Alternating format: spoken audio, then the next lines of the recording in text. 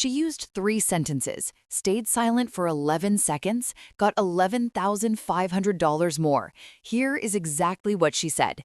Lauren is 29 years old. She has been at her company for 3 years. In those 3 years, she has not once come in late, not once missed a deadline, not once produced work that her manager described as anything less than excellent. Her most recent performance review used the words thorough, dependable, and ahead of schedule on every major project. She is, by every available measure, exactly the kind of employee an organization should want to keep. She earns $67,500 a year. She knows this is not enough. She has known for a while, in the way that you know something uncomfortable without quite letting yourself look directly at it. The knowing stayed vague, a background hum of financial dissatisfaction.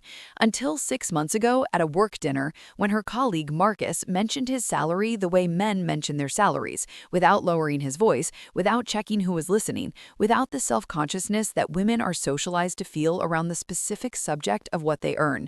He said the number the way you say any fact about yourself, casually, because to him, his salary has never been something to be embarrassed about or careful with. His number was $81,000. Lauren heard it and smiled and changed the subject and went home, and sat at her kitchen table in the specific kind of quiet that arrives when you have just understood something you should have understood sooner. She did the math. $13,500 more per year for 4 months less experience at the same desk on the same team in the same office building where they have both shown up every day for 3 years. She did not sleep well that week, not because of the number alone, though the number was infuriating, but because of what the number implied about every financial decision she had made in 3 years on a salary that was $13,500 less than it should have been. The emergency fund she had been building slowly, the Roth IRA she had opened but could not fund as aggressively as she wanted, the month-end tightness she had always attributed to the cost of living in her city, not to the cost of a salary that was never right to begin with. 3 months after that dinner, Lauren asked for a raise. She got $11,500 more. Not luck, not a particularly receptive manager, a system, the same system we are going to walk through today in complete detail with the exact words that were spoken and the exact silence that followed them. Welcome back to Financially Her. Why this is harder for women. Before the system, I want to spend some time on why salary negotiation is specifically harder for women, not as a reason to avoid it, but as the information that changes how you prepare. The research from Harvard Business School, Carnegie Mellon University, and the London School of Economics is consistent across more than 20 years of studies. Women who negotiate their salary assertively are penalized in ways that men negotiating identically are not. They are described as pushy, difficult, not a team player. The social cost of asking, the relationship friction, the shift in how the room perceives the person making the request is measurably greater for women. This is not a feeling, it is a documented, reproducible finding measured in controlled environments where the only variable was the gender of the negotiator. Knowing this does not mean you should not negotiate. It means you should negotiate precisely with framing that removes the social friction without removing the ask. The goal is not to make yourself smaller. The goal is to make the assertion land without triggering the penalty the research says is otherwise waiting for it. Warmth alongside directness, data before the number, collaborative framing around an uncompromising position. That is the system. The second layer is the anchor problem, and it is the specific reason Lauren's salary gap existed in the first place. When Lauren was offered $62,000 at 26 for her first professional role, she accepted without countering. Not because she was happy with the number, she wasn't sure what a fair number was, because she was grateful to have the offer, because she didn't want to seem difficult before she had proven herself, and because nobody had ever told her that the first number an employer offers is almost never the number they have to offer. It's an opening position in a negotiation that most women don't know they're in. That $62,000 became the anchor for everything that followed. Her first raise was 3%, bringing her to $63,860. Her second raise was another 3%, bringing her to $65,776. By her third year with modest modest adjustments, she arrived at $67,500, 3 raises, each building on a foundation that started $12,000 lower than Marcus's first day number. The gap has not held steady. It widened with every year because percentage increases on different base salaries move further apart from one another over time, not closer together. The anchor problem is the most expensive financial mistake most women make because it's invisible and it compounds for decades. The salary negotiation at the beginning of your career is not one conversation. It's the base amount upon which every raise, every bonus, every future job offer, and every retirement contribution for the next 40 years is calculated. Lauren could not undo hers. She could negotiate now. Here is exactly what she did. Step 1, the research. The number you bring to the conversation must come from research, not from your estimate of what they might accept or your feeling about what you deserve. Both of those are unreliable. Data is not. Lauren spent 1 full week on 3 research tasks before she said a single word to anyone at her company. 1 week of quiet preparation before the 30-minute conversation that changed her financial life. Research task 1. Market rate. Lauren needed to know what the market paid for her actual responsibilities, not her job title, because titles are inconsistent across companies, but the specific work she did each week, in her specific city at her specific level of experience. She pulled salary data from 4 sources. Glassdoor filtered for her role at comparable companies in her city with 3 to 5 years of experience. LinkedIn salary, which broken down by location and seniority, showed her the distribution of salaries across her level. The Bureau of Labor Statistics Occupational Employment Statistics database, which provided the median and the 75th percentile for her occupational category in her metropolitan area, and 1 direct conversation with a professional contact, a woman 2 years ahead of her in the same industry who had recently changed companies and was willing to share what she had learned about market compensation in the process of doing so. 1 real conversation with 1 real person who had recently negotiated is worth more than hours of database searching. The picture from those 4 sources was consistent. The median for her role in her city was $74,000. The 75th percentile, where her performance review consistently placed her, was $82,000 to $86,000. Her current salary of $67,500 was below the median. She was not asking for a premium above what the market paid.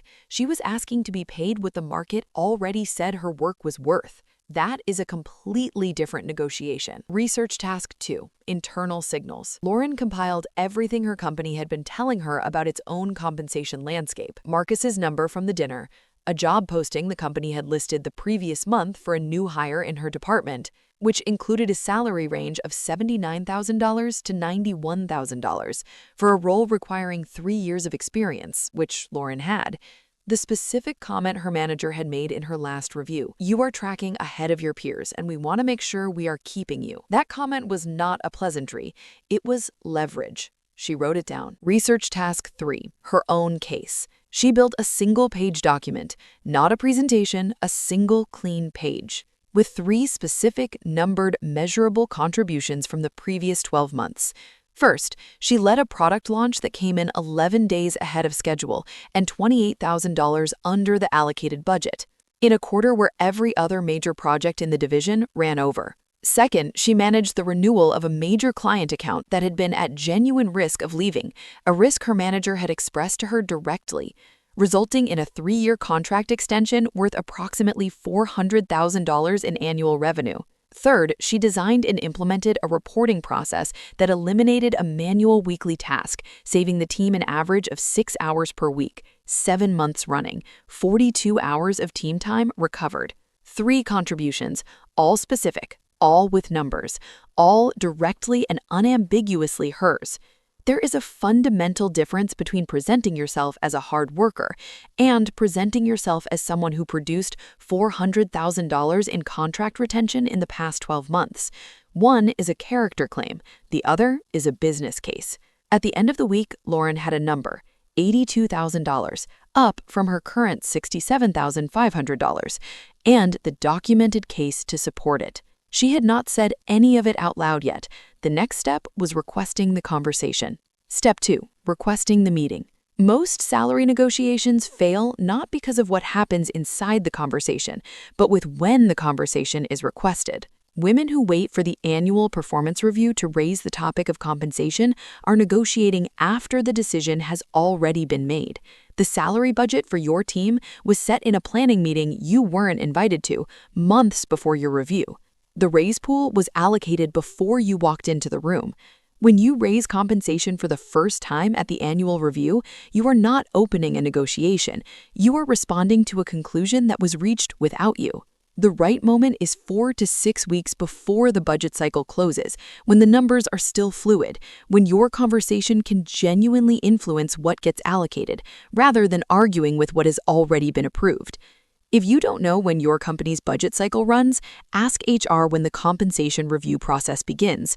That date minus 5 weeks is your window. Lauren sent her manager a message on a Tuesday morning, 6 weeks before she knew the budget review typically happened. It said, "I would love to find 30 minutes this week or next to discuss my compensation and where I'm tracking. I've done some research and have a few thoughts I would like to share. When works for you?" That message did 3 specific things. It named the topic, compensation, so her manager was not surprised in the room and had time to prepare a thoughtful response rather than a reflexive one. It signaled she had done research, which immediately framed the conversation as data-based before it had even begun. And it deferred the scheduling to her manager, a professional courtesy that research shows consistently produces better outcomes, because people are more generous in conversations they chose the timing of than in conversations they were called into on someone else's schedule without warning. The meeting was Thursday afternoon. Lauren had 2 days to practice, out loud, in front of a mirror, in the car on the way to work, until the words stopped sounding like a performance she was nervous about and started sounding like a conversation she had already had and already knew how to navigate. Step 3, the conversation. The conversation has 4 parts. The order matters. The silence after the third part matters most.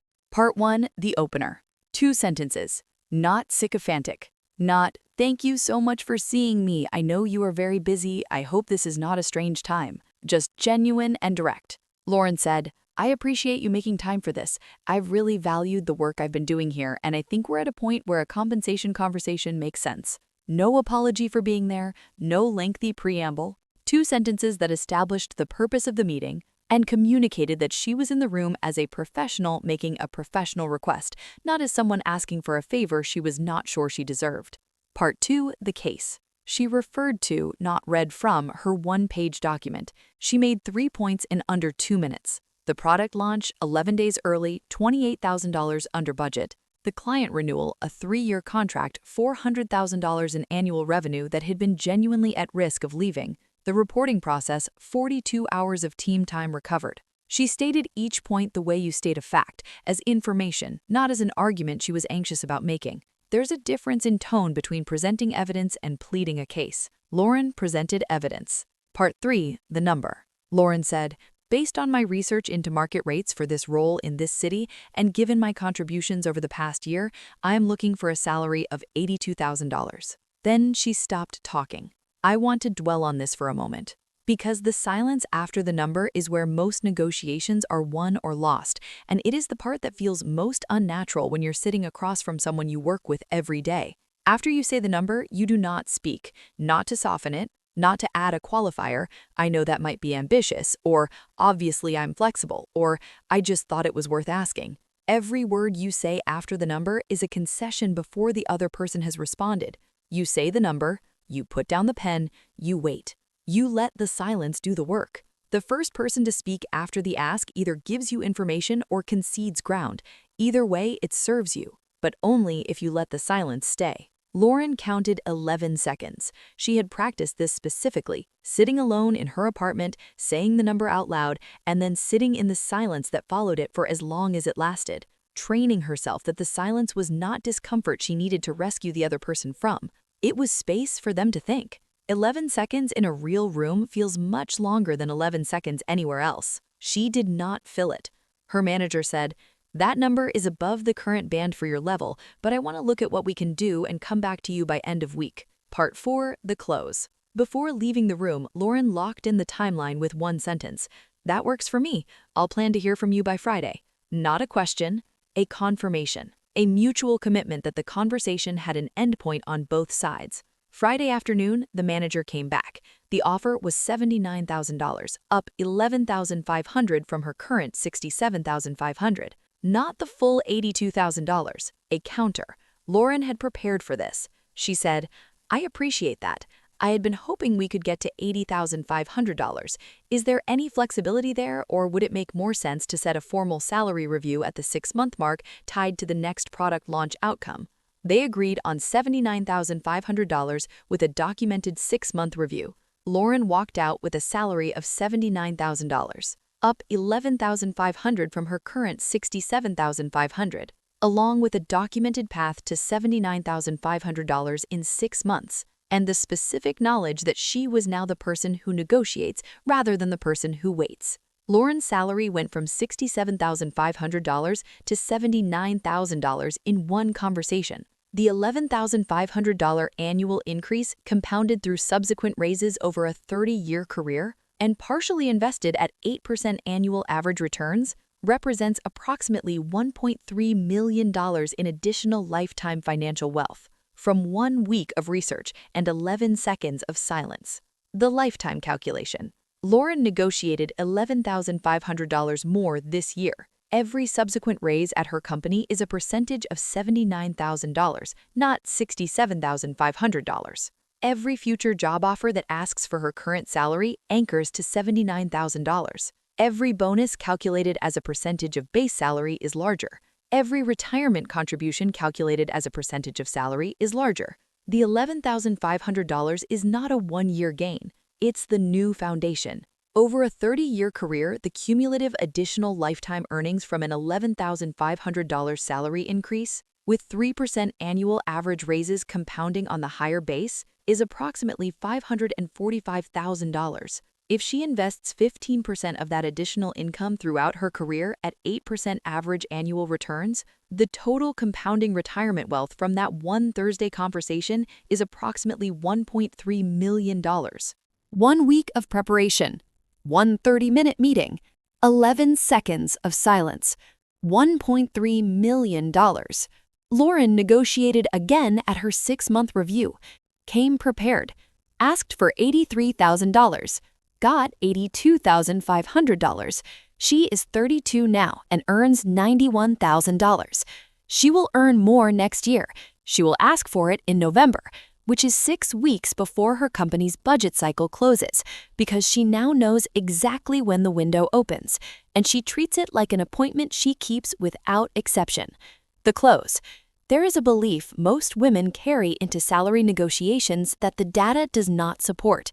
The belief that asking is risky, that the relationship might be damaged, that the offer might be rescinded, that the manager will view you differently afterward in some way that costs you more than the raise would have gained you. Research is clear on this. Salary offers are almost never rescinded because a candidate negotiated. Managers across industries expect negotiation, particularly at the mid-career level. The professional consequence most commonly reported by women who negotiate is none. The professional consequence most commonly reported by women who accept the first number without pushing back is a salary they spend the next several years trying to recover from. The risk of asking is one uncomfortable conversation and a possible no, which returns you to exactly where you started. The risk of not asking, compounded over a 30-year career, is $1.3 million. That is the actual trade-off, not a vague sense that negotiating is probably worth it. Those specific 2 options with those specific price text. And to the women who watched this and are thinking, I already accepted the first offer. I am years into a salary that started too low. You are where Lauren was before that Thursday conversation. The anchor is already set, but the anchor can be reset. Every negotiation you have from this point forward is an opportunity to move the anchor to a new number. The system works at any career stage. The compounding from today forward runs on whatever new base you establish. The 5 years you did not negotiate are gone. What runs from now is entirely in your hands. Your one action: write down 3 measurable things you accomplished in the last 12 months at work. Not qualities, specific outcomes with numbers where possible. A project delivered on time. A client retained. A process improved with a result you can quantify. 3 things. Write them today. That list is the beginning of the case. The conversation comes after the case, and after the case, it is not a gamble. It is a presentation with a number at the end, and 11 seconds of silence after that. Next week, Claudia had $34,000 in debt at 28 and was completely free of all high-interest debt by 30, without earning more and without a dramatic life change. She changed the sequence. The sequence is everything. I will see you there.